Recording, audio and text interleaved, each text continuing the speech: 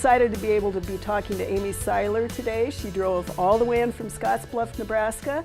She is community forestry specialist from that end of the state, and she is going to be talking about some of the differences between here and there in the great state of Nebraska. Get started a little bit with the things that will give us winter interest in the Panhandle and points west, because of course they're going to be a little bit different than what people try to use in central, kind of central east and eastern Nebraska. Certainly, and as both you and I both know, winter interest is so important because our winters are so long here. And so a lot of the plants that we like to utilize have lots of different textural elements, different colors, different tones. And so probably one of the first ones that I want to highlight is something that you wouldn't normally think that we could grow out in western Nebraska, and this is called curl leaf mountain mahogany.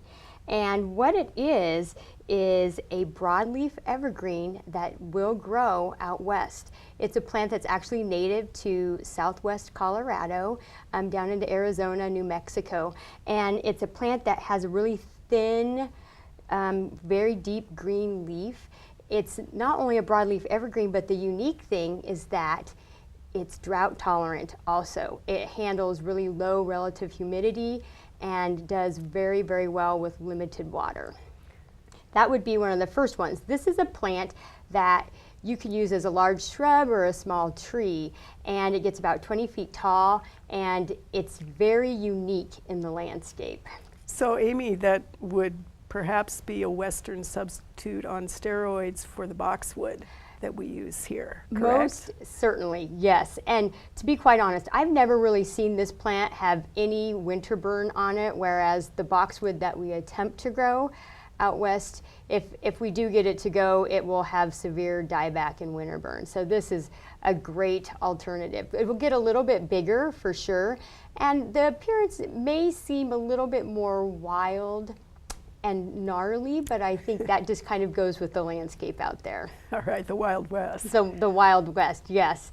Another great plant that I brought to highlight is regular rabbit brush. And there's two kinds. There's a dwarf rabbit brush, which gets about 18 to 24 inches tall.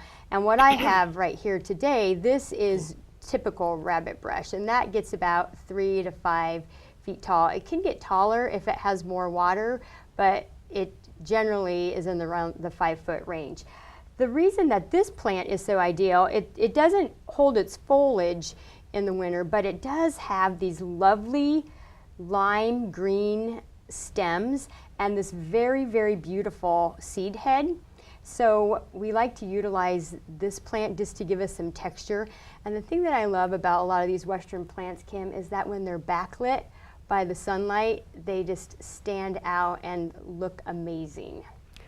You know, Amy, we have tried this on campus in a couple of spots just because it is so incredibly beautiful. It's in the aster family, so you get those gold flowers as well.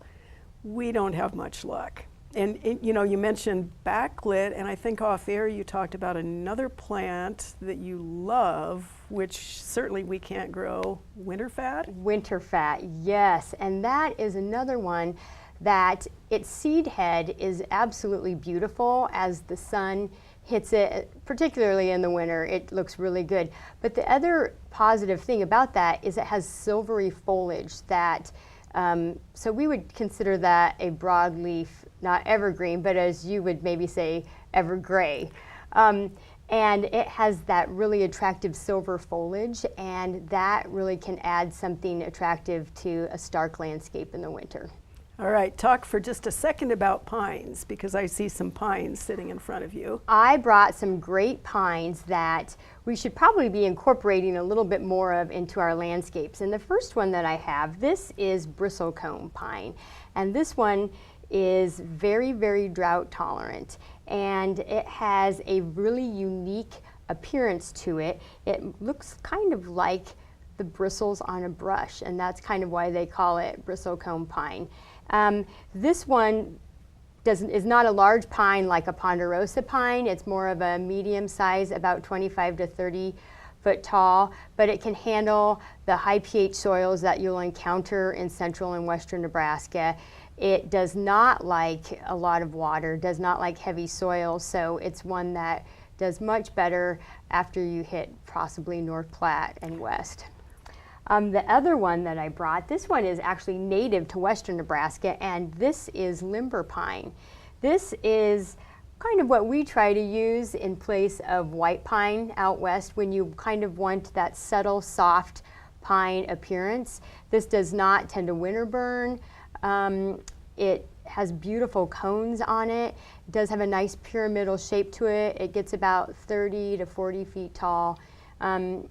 In the landscape, probably not as tall in the wild just because of the rugged conditions that we'll typically find it in, which is right down by Kimball, Nebraska.